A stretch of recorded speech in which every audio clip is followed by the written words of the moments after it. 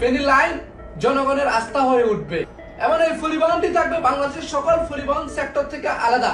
ফেনীবাসীর আহাজারি দেখে এই উদ্যোগটি আমি গ্রহণ করেছি। ঢাকা কক্সবাজার রুটে নামানো হবে ১০০টি বাস। এই লোভনীয় প্রচারণায় চাকরির আশায় শত শত তরুণ ছুটে যান সেই প্রতিষ্ঠানে।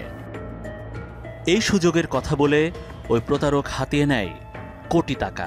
কেউ দেয় ১০,০০০, কেউ ৫০, কেউ আবার আরও বেশি। কিন্তু আজও সড়কে নামেনি সেই ১০০ বাস, চোখে দেখা মেলেনি একটিরও। নিয়োগ পাওয়া যুবকদের অনেকেই এখন কর্মহীন, কেউ বা ঋণে জর্জরিত। প্রথমে নিয়োগ বিজ্ঞপ্তি পাই, ফেসবুকে নিয়োগ বিজ্ঞপ্তি পাওয়ার পর তারপর ওখানে অ্যাপ্লাই করি। তারা আমাদেরকে বলছে অনেক বড় কাউন্টার নেবে, কিন্তু অলঙ্কার মোড় একটা কাউন্টার নিয়ে সেটা টেবিল নিয়ে প্রশ্ন করলাম যে এখানে কয়টা গাড়ি থাকবে, সে বলছে যে কি প্রথম স্টেপে 100টা থাকবে। অনেকে যোগাযোগ করছি, যোগাযোগ করার পরে বলতেছে চালু করবে এভাবে বলতেছে, ঘুরাইতেছে। বলছে যে আপনার কাউন্টার যদি নিতে হয় তাহলে আপনাকে আরও 20,000 টাকা করে দিতে হবে।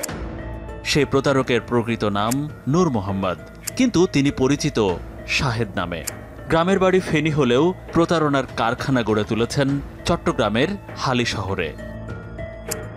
সুদর্শন চেহারা, স্মার্ট পোশাক আর আত্মবিশ্বাসী কথাবার্তায় শাহেদ চট্টগ্রামের অনেক প্রভাবশালী ব্যবসায়ীর কাছে পৌঁছে যান নৌবাহিনীর বড় ঠিকাদার পরিচয়ে। শাহেদ আমার থেকে টাকা নেয়, আমার তো সবগুলা নিজের টাকা না, মানুষের টাকাও ছিল। তার মধ্যে 38,70,000 টাকা ছিল টোটাল টাকা। 3,92,06,000 টাকা আমি পাই, যেটার সে আমাকে চেক দিয়ে দেয়। তবে উপায়ত্ত না দেখে তাকে আমি টাকার জন্য প্রেশার দিই। তো এই ফলশ্রুতিতে সে কি করে, আমার নামে একটা অপহরণের মামলা দায়ের করে।